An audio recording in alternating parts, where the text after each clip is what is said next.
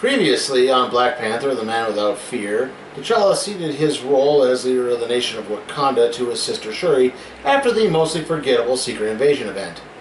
Then, after another mostly forgettable event called Shadowland, he would step up to replace Matt Murdock, aka Daredevil, due to the actions Murdock took during that storyline.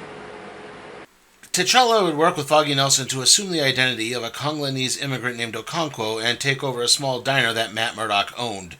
At night, T'Challa assumed the identity of the Panther and wound up taking on a Romanian mafioso called Vlad the Impaler. Because, let's face it, the only thing anyone ever knows about the history of Romania is Vlad Tepes of Wallachia. Added to all of that, Vlad's son Nikolai had been talking to a social worker who was actually a serial killer who targeted abusive parents. The killer would kill Vlad's wife, while Nikolai's friend Brian had an experimental drug tested on him and vanished into the night. To that end, Vlad's underlings enlisted Kraven the Hunter to help track down Brian. Yes, Kraven the Hunter has now popped up for the third episode in a row. At least it's better than talking about superhero sex lives. Anyway, the storyline we're covering today also ties into the mostly forgettable Fear Itself event, a storyline I covered all the way back in like episode 11 of this show. I mean, I honestly really don't remember too much of it, but the parts that really tie in we'll touch on when we get there. But for now, let's start Black Panther, The Man Without Fear, Volume 2. The Panther sets out to find Brian Fitzgerald by tracking down Dr. Holman, Vlad's chief scientist, who it turns out was experimenting on both Brian and Nikolai. Dr. Holman's experiments include genetic manipulation, in other words, making animal-human hybrids like a piranha boy and baboon people. However, T'Challa has managed to hack Dr. Holman's computers to not only learn her research, but how to neutralize the control collars, and then free the piranha boy to attack Dr. Holman. That being said, Dr. Holman does have backup in the form of Kraven the Hunter, who hits the Panther with a tranq dart as he is exiting the building. Kraven then tackles T'Challa through a skylight, and he is forced to try to flee as the sedative begins to kick in. However, this does give the Hunter ample time to reveal some backstory. It turns out that Kraven owes Dr. Holman a life debt after she saved his life with some type of rescue serum in the Amazon. I don't know if this was before or after he took the serum that gave him his enhanced hunting abilities. Now, as you most famously recall, on the Random Trade Review episode 124, I covered the storyline Kraven's Last Hunt, which culminated in Kraven ending his own life. However, about 25 years after that, Kraven was resurrected by his longtime lover Sasha. And ever since then, he's been trying to find a way to die again, as he feels that's the only way he can truly live with honor. Holman claimed to have developed a serum that could end Kraven's life permanently, and she would use it if he brought back Brian Fitzgerald alive. Kraven and the Panther then begin to resume their chase, with the Panther eventually being tossed over the side of a bridge. However, it's then that he's caught by none other than Storm with the X-Men. It turns out that the fight had been streaming over the internet, and she had her teammate Pixie teleport in order to save her husband from drowning. I've mentioned a few times before on this show about the much-hyped marriage between Storm and the Black Panther that Marvel proceeded to almost immediately start undoing right away, as Storm would try to split her time between the X-Men's base of operations in San Francisco and co-ruling Wakanda alongside her husband. Now, with T'Challa no longer in charge of Wakanda, it seems to put even further strain as he's trying to lay low and have a secret identity. T'Challa is not exactly pleased to see his spouse, as the two are supposed to be laying low and not attracting attention to each other, to which Storm points out that T'Challa is still running around in a Panther costume, so how can he exactly be laying low? Obviously, this just leads to some wake-up sex. The two then resume their pursuit of Kraven, who's already captured Brian, and discover that Fitzgerald has the ability to manipulate stone. Kraven uses Brian as a weapon to neutralize Storm, however the Panther is able to avoid the attacks and get Brian away, only to eventually get knocked off when Kraven gets the upper hand once again. Thankfully, Storm gets freed, and the two are able to pursue Kraven for another attack. The pursuit leads all the way to the hospital where Dr. Holman works, just as Kraven is turning Brian over to Dr. Holman. However, the Panther soon arrives and points out to Kraven that the experiments have all done on animals that he's hunted in the past. Holman has been torturing these creatures and not letting them truly live, and he knows that Kraven has a deep sense of honor in caring for them. He's a big game hunter. I don't think he's necessarily into preservation. Seeing all of Dr. Holman's work causes Kraven to yield and cancel the debt. T'Challa and Storm then force Holman to neutralize Brian's powers before turning her over to the authorities. That being said, Brian's fate is unknown as to whether or not he's truly cured. It's here where we start to touch on the events of the Fear Itself storyline, which saw Sin, the daughter of the Red Skull, awaken the Midgard serpent, who immediately set about carving ancient dark versions of Mjolnir, Thor's hammer. Those hammers were then sent out across the world where they possessed several individuals. One of the hammers landing not too far away from Hell's Kitchen, where it possessed the soul of Ben Grimm of the Fantastic Four. Also, it turns out that hammer had a hitchhiker on it. Over the past year, Josh Glenn has felt that America has lost its way, mainly because he's a white supremacist who lost a job for insulting and attacking his minority co-workers. This drives Glenn further down a dark rabbit hole as he begins to identify with a group called the Disciples of the Hate Monger, even going as far as to start a podcast with them. The Hate Monger is the former fascist dictator of the Central American country of San Gusto, who, if the name isn't enough of an indicator, rose to power through spreading fear, bigotry, and other forms of hatred amongst his followers. Thankfully, that's not relevant at all today. But after an encounter of Captain America, the good captain managed to use a cosmic cube to cast the Hate Monger's essence into outer space. However, it appears his soul has hitched a ride back to Earth on that aforementioned hammer. It turns out that the essence of the Hate Monger hitched a ride on the hammer that landed in Yancey Street and possessed the thing. From there, the soul of the Hate Monger tracked down Josh Glenn and possessed him, making him the new Hate Monger, who immediately begins convincing people to attack all businesses run by minorities. One of his new followers is none other than the former owner of the diner now run by Okonkwo, aka Shaw. The group barges into the establishment, which T'Challa has turned into a refugee camp for victims of this Fear Itself event, and they begin attacking and blaming all the immigrants, including Okonkwo's chief assistant, Sophia, who is a Serbian immigrant. Wishing to avoid a riot, Okonkwo and Sophia elect to leave the diner peacefully. However, the two are then immediately pulled over by ICE agents who have arrested Foggy Nelson for forging Okonkwo's immigration papers. Added to all of that, the Hate Monger reveals to his disciples that he does not fear the Panther of Hell's Kitchen because he has his own American Panther to fight his battles for him. The American Panther witnessed his mother's Swedish lover kill his father and then get off on a technicality thanks to the Swedish government.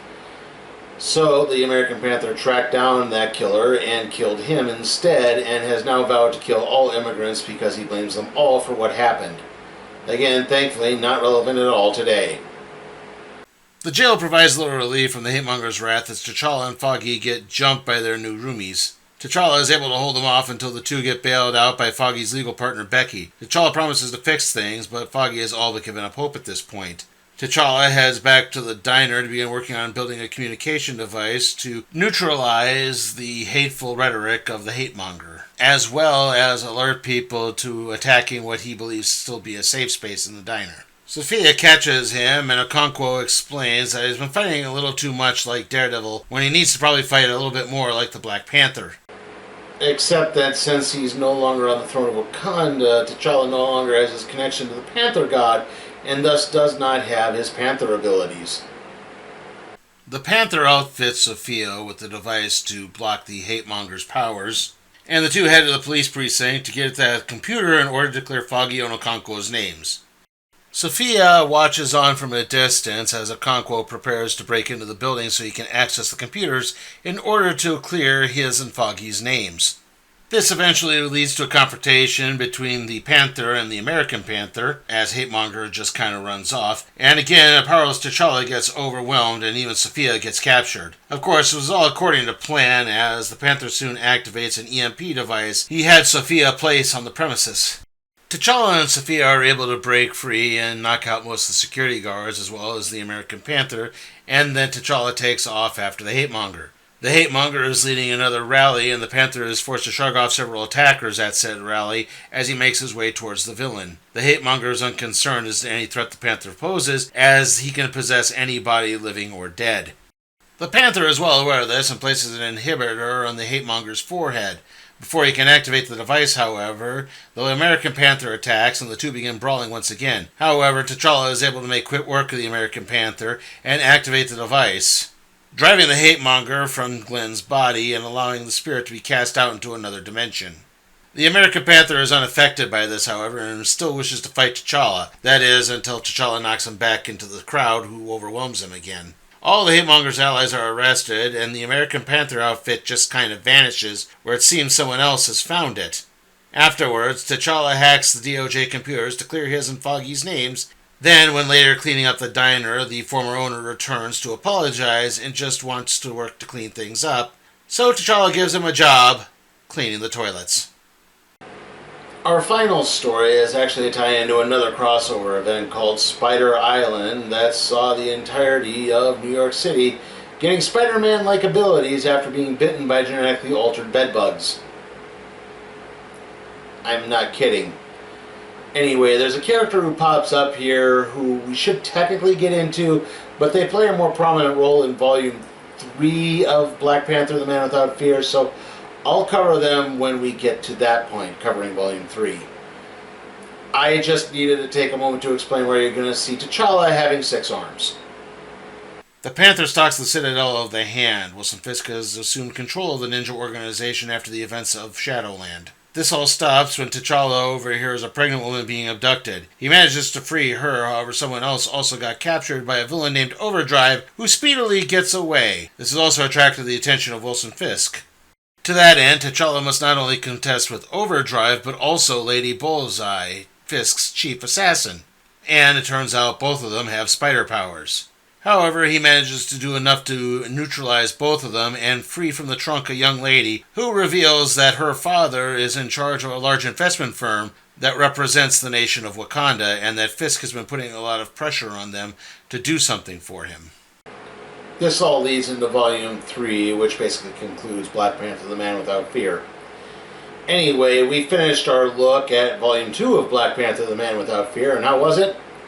Well, for the most part, I really do like a lot of the artwork throughout all this. Francesco Francavilla is a very talented artist, and I do think he does a really good job of capturing the grim and grittiness of New York City, even if that area, Hell's Kitchen, isn't as grim and gritty as it once was. And I do like a lot of the banter between Black Panther and Storm. It actually shows that maybe if Marvel had actually put some faith behind it, their marriage could have actually worked, and we wouldn't have had the bogged down thing that we gotten.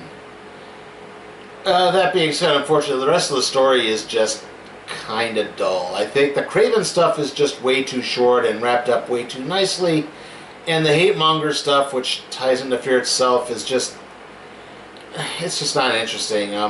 I know, like I said, it's obviously very relevant today, but it's just kind of not well executed. They're just...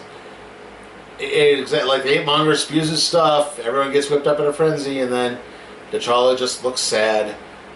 And then they get arrested for some reason. I'm still not entirely sure why. Foggy's usually pretty good at keeping that stuff covered. Who tipped off the DOJ, and it's like... yeah, parts of this just don't really make a lot of sense. It's very clunky. I would really only recommend this if you wanted to read all of Black Panther, The Man Without Fear, and even then, only if you really, really needed to read it. So yeah, I'm going to be giving Black Panther, The Man Without Fear Volume 2 a D. It just isn't good enough to warrant a wholehearted recommendation by any stretch of the imagination. It's not bad, but it's just not really that good. And with that, let's see what we'll be doing next time on the Random Trade Review.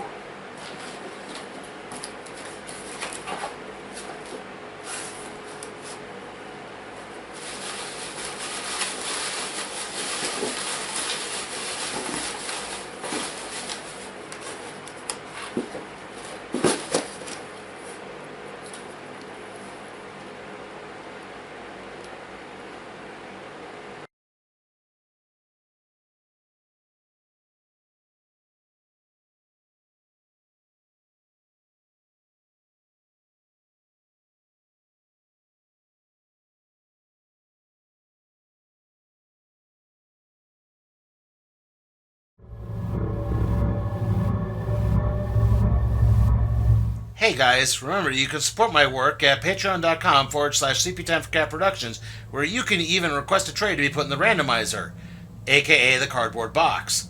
Also, remember to like, comment, share, subscribe, and ring that notification bell so that you can be notified for further videos.